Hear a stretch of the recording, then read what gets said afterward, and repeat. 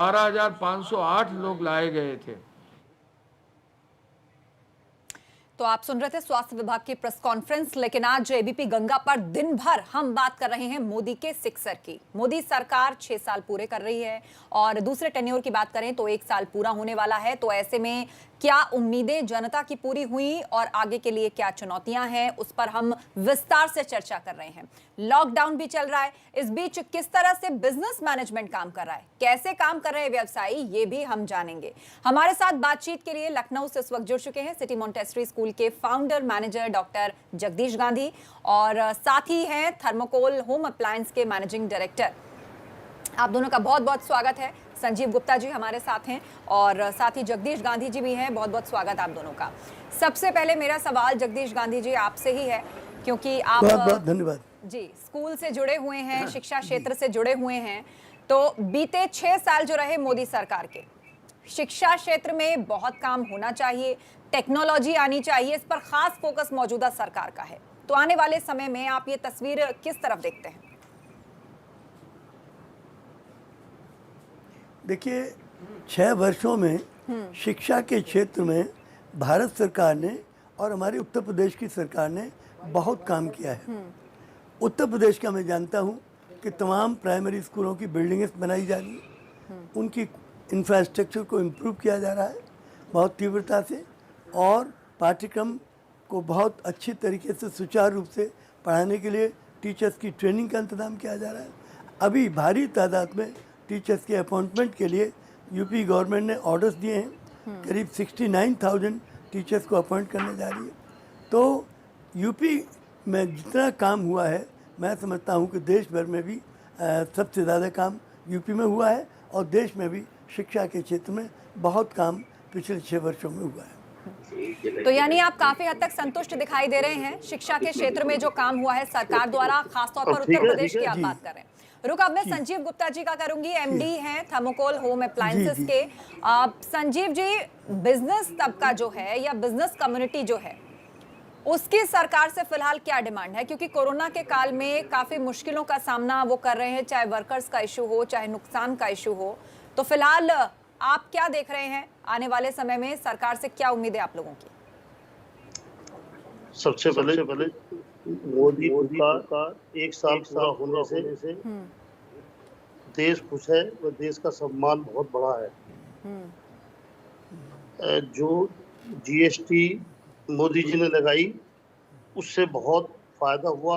सारे फार्म खत्म हो गए, सी फार्म खत्म हो गए, और जो कोरोना के बाद अब जो ये एमएसएमई की जो लिमिट बढ़ाई है, उससे लोन का बहुत फायदा होगा, इंटरेस्ट का भी फायदा होगा, ईएमआई का फायदा होगा। इन सब चीजों का बहुत बेनिफिट मिलेगा व्यापारी को। तो संजीव जी, बड़ी बात आप कह रहे हैं, जीएसटी को लेकर व्यापारी वर्ग की तरफ से काफी विरोध भी हुआ था कि भाई जो मीडियोकर बिजनेसमैन है, ये इंडस्ट्रीज हैं, वो बर्बाद हो जाएंगी। लेकिन आपने बताया कि किस तरह सिंप्लीफाई करने का काम किया और आने वाले समय में ये एक लॉन्ग टर्म प्लानिंग का नतीजा है जिसके फायदे धीरे धीरे दिखाई देंगे। अब जगदीश गांधी जी से मेरा सवाल यही है कि जगदीश जी, अब क्योंकि हम कोरोना काल में हैं, ऐसे में स्कूल्स खोले नहीं जा सकते, तो ऑनलाइन क्लासेस का जो कॉन्सेप्ट है, जिसकी सालों से केवल बातें ही होती थी, वो कोरोना काल में ही सही, आपदा के वक्त ही सही, वो हमने अपने सामने चरितार्थ होता हुआ, इंप्लीमेंट होता हुआ देखा। तो अब आप शिक्षा में इसे क्रांति के तौर पे देखेंगे?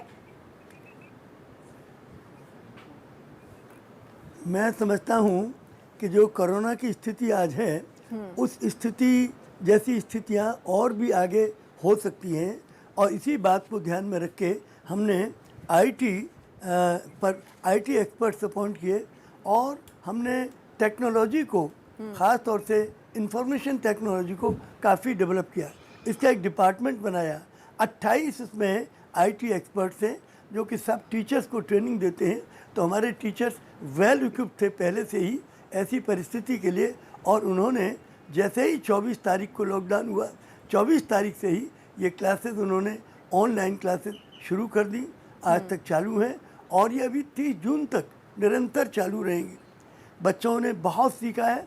मेरे पास पेरेंट्स के हज़ारों पत्र आ रहे हैं कि हमारा बच्चा पहले से ज़्यादा इंटरेस्ट ले रहा है क्लास में। तो उसका इंटरेस्ट कभी कभी क्लास में उसका हट भी जाता था मन, लेकिन अब ऑनलाइन में तो उसका मन ही नहीं हटता, क्योंकि ऑनलाइन में 1 to 1 बातचीत होती है, 1 to 1 ट्रेनिंग हो रही है। तो बच्चा टीचर से बात करता है, टीचर उनसे बात करती है, प्रश्न उत्तर होते हैं, और हमारे टीचर पहले से तैयार थे सारे मॉड्यूल्स को बनाने के लिए, सारी तैयारियों के लिए।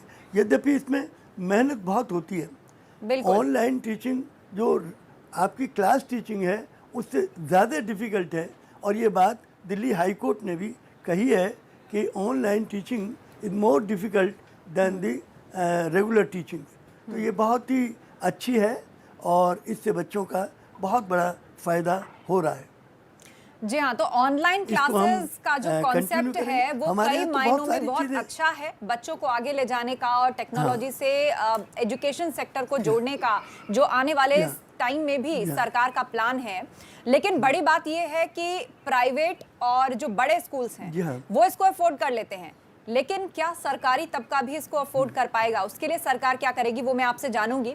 लेकिन Sanjeev Gupta ji, as a industry expert भी मैं आपसे ये जानना चाहूंगी कि हाल ही में प्रवासी मजदूरों का जो वापसी हुई है, लाखों में इनकी संख्या है और अब सरकार उनके रोजगार का इंतजाम कर रही है।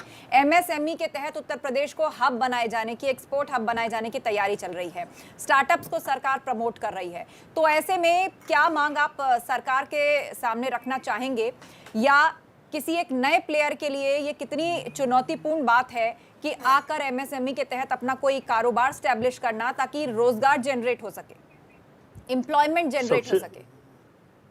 सबसे पहले तो ये है कि जो एमएसएमई की इन्होंने लिमिट बढ़ाई है उसके लिए हम सरकार का धन्यवाद देते हैं।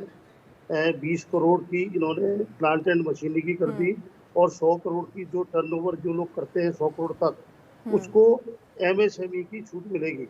दूसरा, हमारे योगी जी ने श्रम कानून में जो संशोधन किया है उससे बाहर की इंडस्ट्रीज आके यूपी में लगेंगी। चाइना की और अदर कंट्री की काफी बात चल रही है और बहुत जल्दी उसका मूर्त रूप देखने को मिलेगा।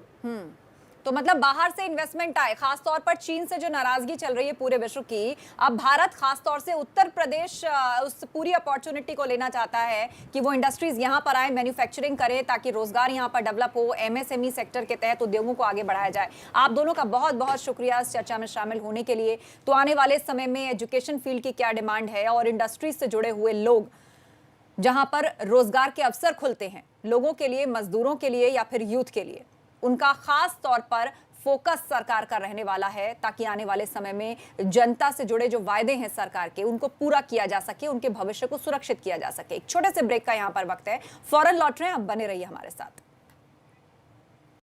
मैं नरेंद्र दामोदर दास मोदी